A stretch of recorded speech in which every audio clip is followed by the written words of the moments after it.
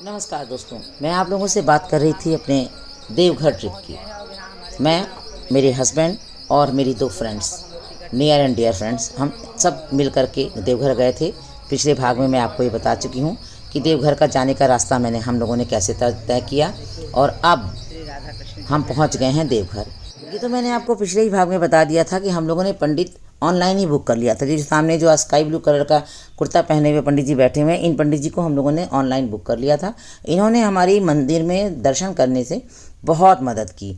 तो यहाँ पर एक विधान क्या है कि आप मंदिर में आपको पूजन करने को नहीं मिलेगा, बाहर ही आपको सारा पूजा पाठ का सारा फूल अक्षत जल आदि मुहैया करा दिया जाता है और पंडित जी यहीं पर सबके साथ तिलक चंदन लगा करके सबको और फूल माला जल इत्यादि लेकर के संकल्प कराते हैं और संकल्प कराने के बाद इस जल को साथ में लेकर के फूल और जल को लेकर के सब लोग हम लोग ये लाइन में लग चुके हैं। वही पंडित जी ने जिस लाइन में लगाया, ऑलरेडी वो लाइन बहुत लंबी थी। लाइन में चलने में उतनी दिक्कत नहीं हुई जितनी कि हम लोगों को मंदिर के अंदर घुसने में दिक्कत हुई। अब यहाँ तो समझो आनंद ही आनंद था।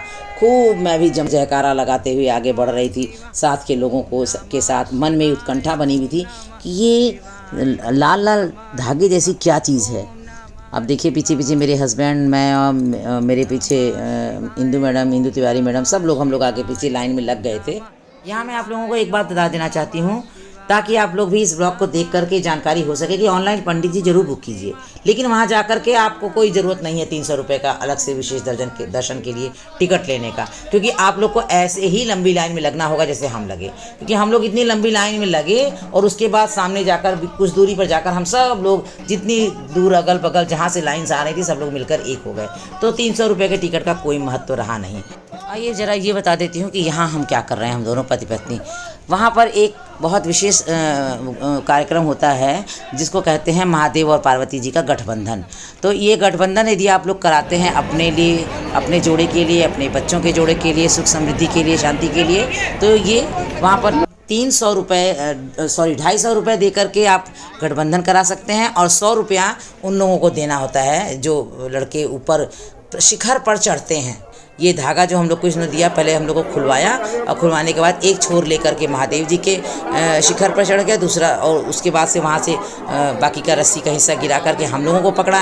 हम लोग पकड़ के पार्वती जी के छोर तक गए, वहाँ से वो लोग पकड़ के फिर शिखर पर पहुँच गए। और इस तरीके से ये आदमी इतनी मदद करते हैं, इनकी मेहनत को देख कर लगता है 100 रुपया देना खला नहीं। मुझे ऐसा लगा कि जैसे हमारा सौभाग्य था कि हमें पार्वती और महादेव जी के गठबंधन का ये सौभाग्य मिला।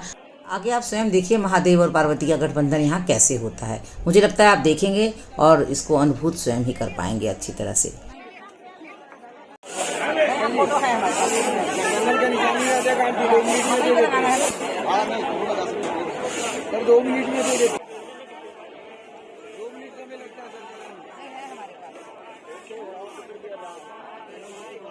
तो मैंने और इंदू मैडम ने दोनों ने किया था। देखिए आप देख रहे हैं ना दृश्य में, उन्होंने हमको शिखर पर से रस्सी का एक छोर पकड़ा दिया। अब हम लोग इस छोर को लेकर के पार्वती जी के छोर तक जा रहे हैं।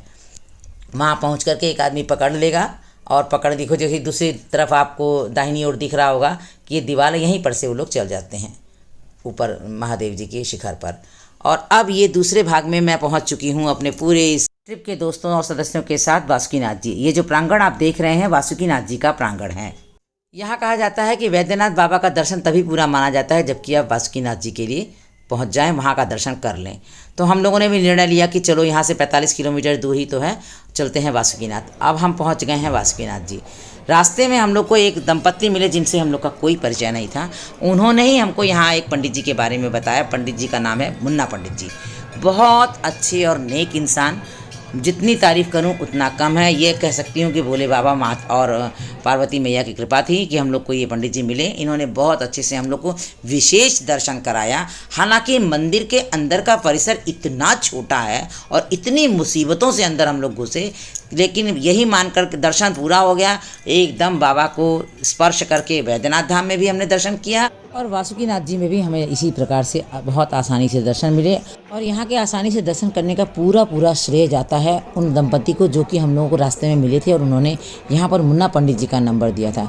उनसे हमारा कोई परिचय नहीं था, लेकिन उसके बावजूद उन्होंने, मैंने एक बार पूछा कि आपको वहाँ कोई पंडित पता है, उन्होंने सहर्ष मुन्ना पंडित जी का नंबर दिया।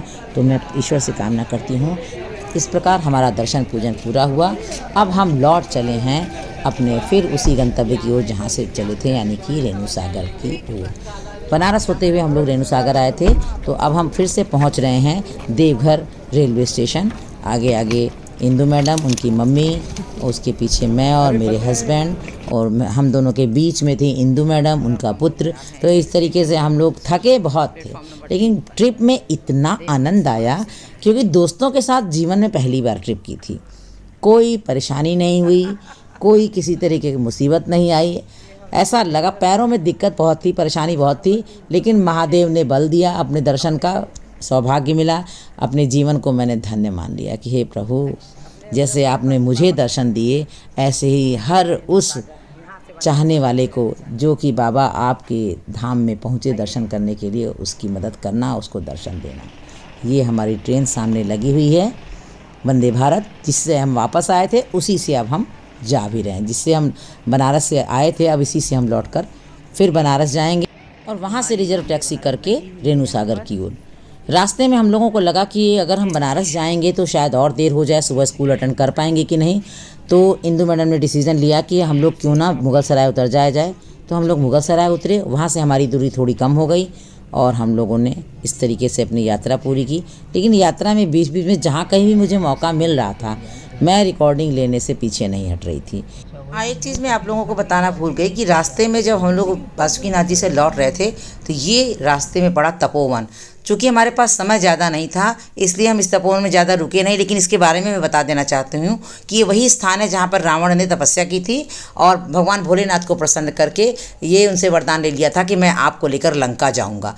भोलेनाथ ने प्रसन्न होकर कहा कि ठीक है, तुम मुझे लेकर तो जा सकते हो वत्स, लेकिन मुझे एक ही बार में लेकर जा सकते हो लंका, तो ही लेकर जा पाओगे। यदि तुमने मुझे पृथ्वी पर रख दिया, ज़मीन पर रख दिया, तो दोबारा मैं वहाँ से उठूँगा नहीं, मैं जा नहीं पाऊँगा। यानी एक बार में ही जैसा अभी से उठाओगे तो फिर सीधे लंका ले जाकर रखोगे।